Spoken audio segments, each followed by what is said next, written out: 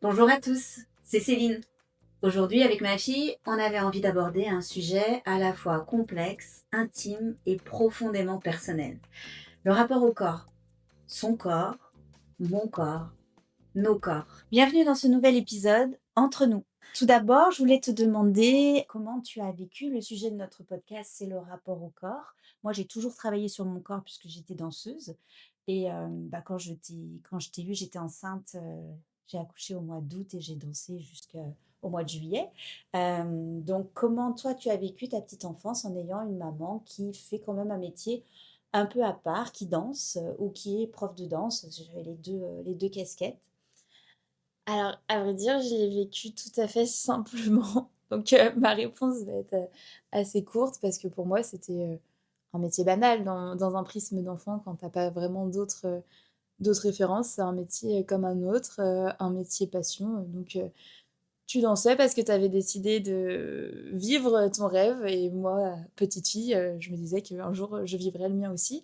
Donc, très simplement. On avait quand même un rapport au corps, même quand vous étiez petite avec ta sœur, qui était permanent, qui était journalier. C'est-à-dire que moi, j'ai toujours été allongée au milieu du salon pour faire mes étirements. Vous le faisiez avec moi. On se massait beaucoup. On avait quand même des choses qui étaient un peu atypiques par rapport à notre rapport au corps.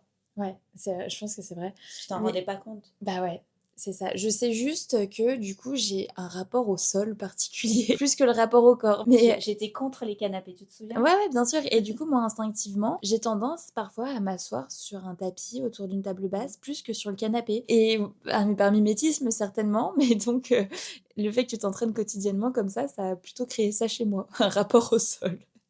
Je m'en rends compte parce que même dans mes élèves, je leur dis de faire le A un petit peu dans leur quotidien. Et certains me disent, mais c'est gênant de faire le A. Et c'est vrai que moi, j'ai toujours fait ça en plein milieu du salon, dans Ouais. la salle de bain. Enfin, j'ai toujours mis ce rapport au corps euh, de façon quotidienne, dans mon quotidien, dans la voiture. Je faisais des vocalises. Donc j'imagine que ça peut te paraître normal. Ouais, bah ça l'est. Bon. Et puis ensuite, il y a eu quelque chose un peu d'anormal pour nous, c'est ce confinement qui m'a amené à me mettre sur les réseaux sociaux, puisque bien, j'avais plus de travail, comme beaucoup d'ailleurs qui étaient dans le sport. Donc, j'ai décidé de commencer à faire mes vidéos. Et c'est vrai que bah, là, ce rapport au corps que j'avais, euh, cette grande liberté de mouvement et de geste, je l'ai exposé à, au début, quelques dizaines d'abonnés, et puis ensuite, ben, plusieurs milliers d'abonnés. Comment tu as vécu ça? Alors, je pense qu'il y a 2 points. Tout d'abord, une grande liberté. En fait, quand tu as fait tout ça, moi, je suis quand même une génération, réseaux sociaux, donc Oui, déjà, plutôt, ouais. je pars pas avec des a priori là-dessus. Pour moi, publier sur les réseaux sociaux, c'est carrément OK. Enfin, mes amis le font, tout le monde le fait autour de moi, donc c'est plutôt normal. Donc le fait que toi, tu t'y mettes, c'est normal, Ah oui, c'était aussi à ce normal. moment-là. Alors moi, c'était pas normal du tout, hein, Ouais, mais c'est ça, pour toi, ça devait être un peu étonnant, mais tu vois, ouais. enfin, nous, avec ma petite sœur, on avait déjà des profils Facebook, des profils Instagram. Enfin, même avant, on avait eu déjà Musical.ly. On n'a Mm. pas eu les réseaux sociaux à 6 ans, ne vous Non, inquiétez pas. ils Mais, n'existaient pas. mais nos Pardon. collèges, nos lycées, forcément, on a été baignés un petit peu Mm. là-dedans. Donc, déjà que tu partes sur les réseaux sociaux, bah, pas du tout étonné. En plus de ça, quand je disais beaucoup de liberté, c'est que euh, bah, tu peux montrer ce que tu sais faire, ta passion et ton expertise à bien plus de personnes que tu ne le crois. Donc, les réseaux sociaux peuvent t'apporter ça. Donc, je me suis dit, waouh, voilà, elle saisit cette partie-là de liberté. Et tu l'as fait et trop bien. Donc, sur le moment, moi, tout me paraît absolument aligné. Euh, Aussi, il y a une notion, en fait, il y a plus que deux parties. Il y a aussi une notion un peu sécuritaire, je sais pas trop si je peux dire ça comme ça, mais tu fais ça aussi pour sauver ton métier. Mm. Bien sûr, Donc, ouais. forcément, c'est pour moi très admirable sur le moment. Et ensuite, il y a une troisième partie, c'est les commentaires, la comparaison que ça va entraîner. Et ça, c'est un petit peu la partie un peu négative de la médiatisation de ton métier sur les réseaux sociaux. C'est-à-dire qu'il y a quand même pas mal de personnes qui vont du coup nous comparer, Oui. chose qui n'était jamais arrivée avant. Alors que tu vois, par exemple, quand je faisais de la danse dans ta salle, que tu étais ma professeure, les élèves n'ont jamais dit ah ouais, la mère, plus que la fille, elle est plus douée que la fille. Mm. Alors que là, les réseaux sociaux, ont quand même amené des commentaires un peu comme ça, du genre ah ouais, bah l'exercice il marche mieux sur la mère que sur la fille. Je pense en effet, on était protégés à l'époque de la présence. C'est-à-dire que les personnes qui font des commentaires sur les réseaux sociaux sont derrière leur écran, tapent sur leur téléphone. Je pense que s'ils devaient venir te le dire en face, beaucoup moins le feraient. Très Et d'ailleurs, clairement, ouais. peut-être même aucun. C'est pour ça qu'on était protégés quand j'étais prof de danse de ce genre de commentaires. Mais je comprends en effet que ça puisse te chagriner, notamment par exemple, et je lis certains commentaires, mais vous êtes très mince, vous ne devriez pas nous montrer, ça nous complexe.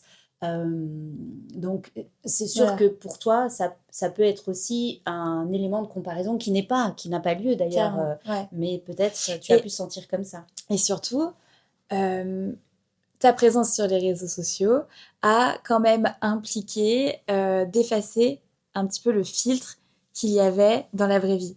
Je vais te donner un exemple, je suis sûre que tu t'en souviens.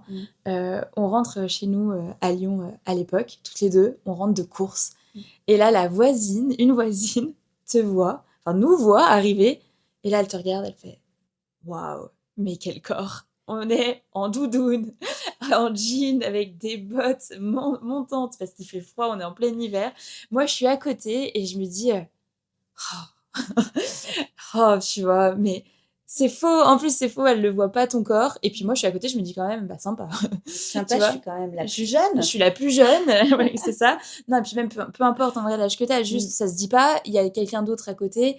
Enfin, Ouais, c'est un peu c'est maladroit, c'est déplacé. Je me permets quand même de dire qu'un beau corps, c'est pas forcément un corps qui est musclé. Non. C'est un corps où on est bien dedans. Le corps que j'expose n'est pas forcément celui que je trouve beau. Il est fonctionnel pour moi et c'est vraiment ce que j'essaie de montrer sur les réseaux sociaux. J'espère que les gens qui me suivent comprennent bien le sujet. La beauté n'a pas de place dans les posts. Moi, je suis sur la biomécanique, passionnée par le rôle des muscles, des tendons, des viscères. Je suis capable de lâcher mon ventre. D'ailleurs, je crois qu'on voit quand je fais une inspiration. Je suis capable de contracter et d'avoir des plis sur le ventre parce que j'ai aussi ce genre de commentaires. Il n'est pas là pour être beau, ce corps sur les réseaux sociaux. Il est là pour montrer le mouvement juste. Sans parler de beau, il faudrait plutôt parler de bon. Bien Quel est ton sûr. bon corps, en Le fait, bon celui corps, que tu veux. voilà, celui que tu aimes, celui qui est fonctionnel. D'ailleurs, moi, tous les programmes que je fais, c'est toujours aimer son corps ou aimer, parce que c'est hyper important. De toute façon, on a génétiquement un corps qu'on nous a donné au départ. Voilà, on pourra faire des ajustements. On peut pas transformer tout ce qu'on est, puis c'est pas souhaitable. Ça voudrait dire qu'on renie un peu ce qu'on est. Donc, vraiment, faut vraiment essayer d'être bien, je crois, dans son corps. Toi, tu as ressenti le besoin de détacher un peu du coup de l'image, un peu d'Instagram, comment tu l'as vécu? Quand je vais rencontrer des gens qui te connaissent, bah du coup, ils m'assimilent directement à toi, ce qui en soit une très bonne chose, mais parfois dans tout. Enfin, comment expliquer un peu mieux? Par exemple, la plupart des gens sont persuadés que j'adore le fenouil. Parce que élevé au fenouil, mon essence. Parce que tu adores le fenouil. Alors que j'aime pas le fenouil, quoi. J'aime pas le fenouil et à chaque fois, on me dit, bon bah toi, un petit fenouil. Bah non, j'aime pas. Non, voilà, non, mais plus sérieusement, ce que je veux dire, c'est que ta présence sur les réseaux sociaux peut faire en sorte que les gens nous assimilent fois mille, tant dans les personnalités que dans les corps, que dans ce qu'on pense, alors qu'on est deux personnes totalement différentes, et que, par exemple, les gens l'ignorent, mais moi, je suis hyper gourmande, tu vois. Toi, tu l'es pas du tout, mais moi, je le suis carrément, mais même sur les réseaux sociaux à l'heure actuelle, les gens pensent que moi, mon kiff, c'est les graines et le potimarron, ce qui est vrai, parce que le métier fait qu'il y a quand même une conscience nutritionnelle, donc évidemment, je m'en sens. Je m'y mets, mais moi, j'adore les crêpes au Nutella, quoi. Mais c'est très bien, je crois qu'il faut se faire plaisir. Enfin, moi, je évidemment crois que je vous ai jamais essayé de vous dire, voilà, il faut prendre... Non, jamais. Et c'est surtout que si toi, tu voulais manger un aliment comme le fenouil, tu ne nous as jamais dit manger le fenouil. C'était, si tu aimes, t'en prends, sinon tu prends autre chose. C'est ça. Après, voilà. Une éducation avec des légumes, certes, mais pas forcément... Ouais, non, mais on a mangé très sain, avec des bons aliments frais, mais simple, brut. simple, brut, dégueu. Non, je rigole. C'est une blague. Non, mais voilà, des aliments simples, mais enfin, tout ça pour dire que les réseaux sociaux créent parfois un petit peu un mélange de tout, alors qu'en fait, on n'est pas que ce qu'on montre et qu'on est bien au-delà. Bien sûr, et surtout, je me permets de le dire, mais j'ai appris ça au fur et à mesure de la médiatisation, et enfin, c'est même quelqu'un qui me l'a appris.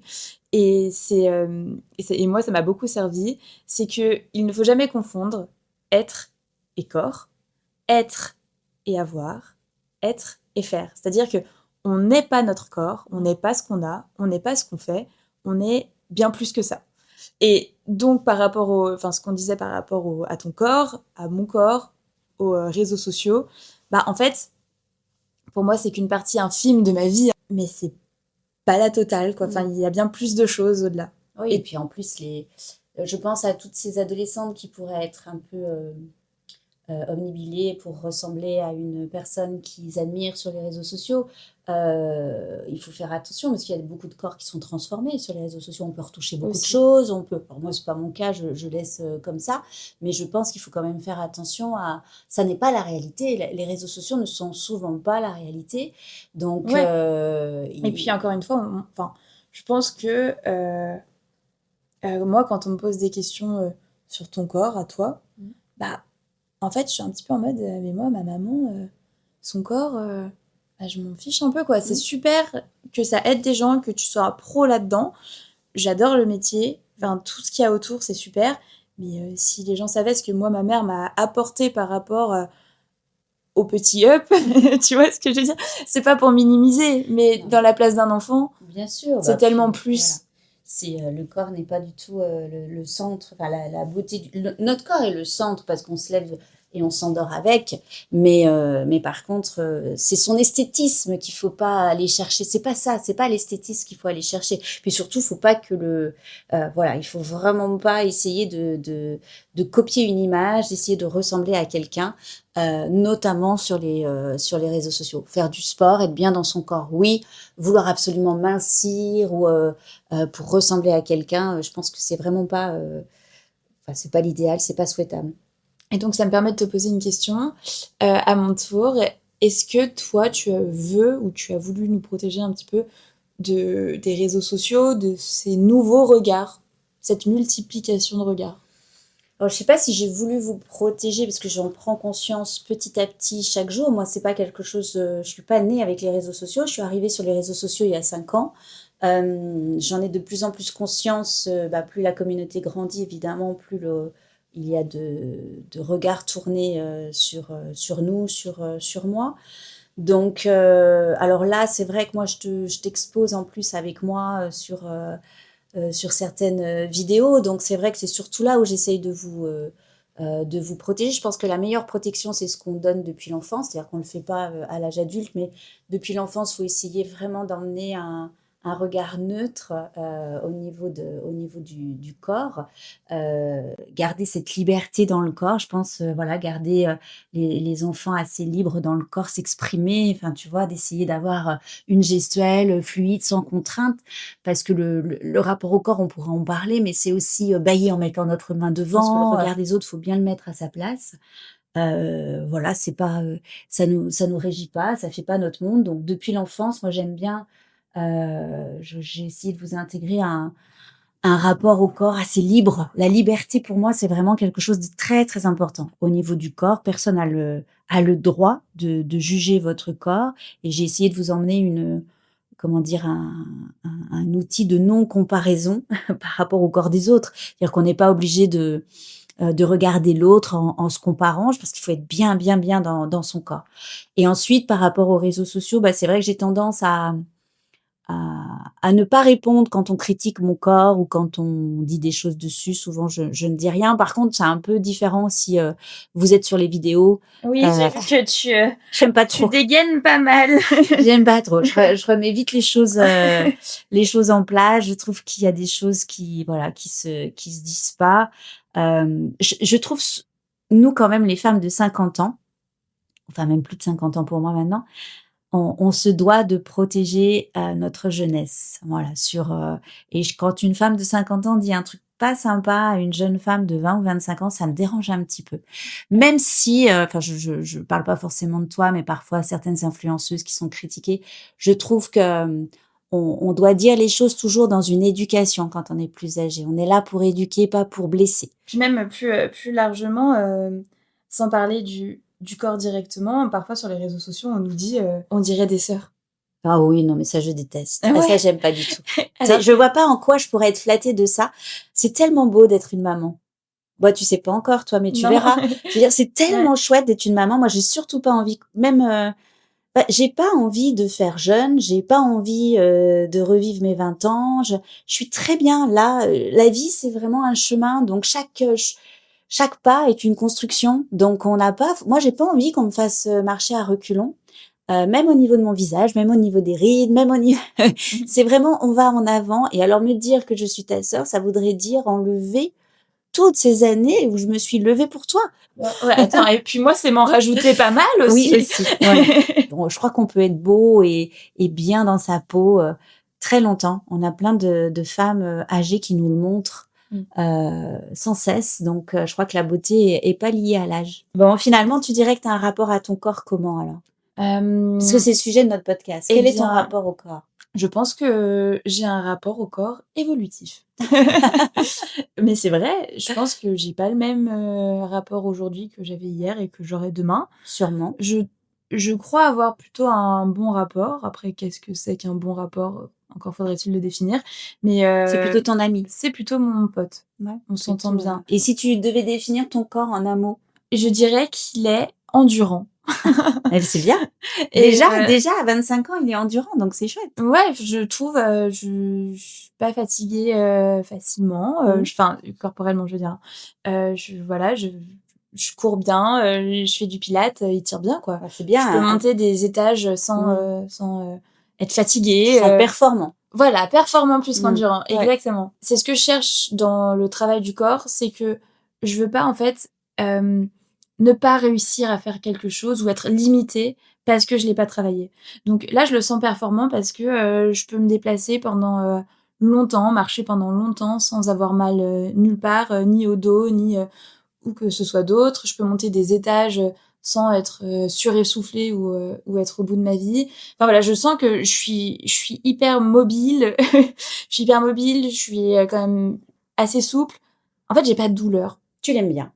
Et bah du coup, par ce biais-là, il me facilite quand même vachement la vie. Plutôt un ami. Plutôt un bon pote, ouais. Ouais. Alors, un bon pote qui nous, quand même, parfois, nous fait un petit peu plus galérer, notamment dans des périodes hormonales, notamment en période menstruelle, notamment en période aussi quand tu prends une contraception, rétention d'eau. Alors, le bon pote avec quelques défauts, mais un bon pote que j'ai appris à aimer. Et toi? Mon corps, c'est la liberté. Liberté corporelle, parce que c'est vraiment pour moi très, très important de rester mobile, délié. J'ai l'impression que la vieillesse enferme. Elle nous bloque, tu vois, elle nous met un petit peu dans un scaphandre comme ça. C'est l'image de la vieillesse que j'ai. C'est ce qui me fait d'ailleurs le plus peur, c'est d'être enfermée dans mon corps. Donc, j'ai besoin, voilà, qu'il soit libre. Et puis, c'est une liberté qui est aussi beaucoup plus large. C'est une liberté dans mon travail. Ça me donne toutes les libertés du monde, mon corps. Il m'a ouvert des portes. Donc, moi, c'est vraiment mon meilleur ami. C'est vraiment mon meilleur ami. Parfois même, quand il dysfonctionne un peu, je lui parle. Je lui dis, tu vas pas lâcher maintenant quand même. Non, mais c'est vrai. Tu vas quand même pas. Ça fait quand même un bon moment. La neurosensibilité finalement. C'est ça. Disons que je travaille sur mon corps depuis l'âge de 16 ans tous les jours. Tous les jours, j'ai un minimum quand même alors, moins maintenant, mais avant, c'était un minimum de 4 heures. Je dirais que maintenant, c'est un minimum de 2 heures par jour où on est en tête-à-tête tous les deux. C'est des moments que j'aime bien. Donc, c'est vraiment un ami hein, que... voilà, je l'ai aussi... C'était pas toujours un ami parce que tu sais, quand je suis arrivée en danse-études, On m'a dit qu'il était pas comme ci, qu'il était pas souple, que j'étais trop petite, que j'avais des jambes trop petites, que j'avais pas mon coup de pied. Enfin, c'était beaucoup négatif sur mon corps. Et pourtant, tu sais, on en parlait la dernière fois et tu me disais que justement, on t'avait dit dans cette étude que là, ils allaient juger ton corps, pas toi. Voilà, c'est ça. Et c'est ça aussi la distinction, c'est que le corps a été un peu Jugé, oui, jugé, complètement. mais pas toi. Complètement. Non, mais pas moi. Donc ça, j'en ai eu conscience aussi. Mais j'ai appris à lui pardonner ce qu'il n'était pas. Ok. Voilà. Et j'ai peut-être pardonné un peu plus tôt que certaines femmes, parce que souvent, les corps, en fait, on est confronté à ce qu'ils sont pas un peu, je dirais, vers 40, 50 ans, quand les corps un peu grossissent ou ils font pas vraiment ce qu'on aimerait vraiment qu'ils soient. C'est là où il faut essayer, je trouve, de lui pardonner. Moi, je l'ai fait à l'âge de 16 ans. Je me suis dit, bon, ok, la jambe est trop courte. La souplesse, on va essayer de voir comment on peut faire. Bon, on sera pas danseuse étoile, mais toi et moi, on fera quand même un petit truc et on va essayer quand même de bouger ensemble et de trouver une liberté. Je voyais bien qu'il avait quand même des trucs à dire et puis voilà, je me suis pas trop trompée parce que maintenant je travaille avec lui. Donc voilà, donc c'est la liberté, c'est un vrai bel ami. Et puis comme toi, qui parfois il est quand même assez sympa. Moi, j'ai pas trop à me plaindre, mais voilà, il est pas non plus, il est pas rêvé, hein. Je c'est pas non plus le corps, idéal, donc voilà. Mais j'ai fait avec et il me donne quand même pas mal de satisfaction et puis j'ai appris, je crois que maintenant, je l'aime bien ce corps qui vieillit. Bon, je crois qu'on va terminer sur ces quelques mots, Belle donc parole, la liberté et la performance. voilà, le corps. En tout cas, c'est notre point de vue à toutes les 2. On voit qu'on n'a pas le même déjà toutes les 2, donc vous en aurez peut-être un différent et on sera ravis de vous lire. N'oubliez pas de vous abonner et puis de mettre des étoiles sur ce podcast si il vous a plu. On vous retrouve pour évidemment un podcast prochain ou un audio guide avec des sujets différents. Voilà, on vous embrasse très fort et puis on vous dit à bientôt. À bientôt.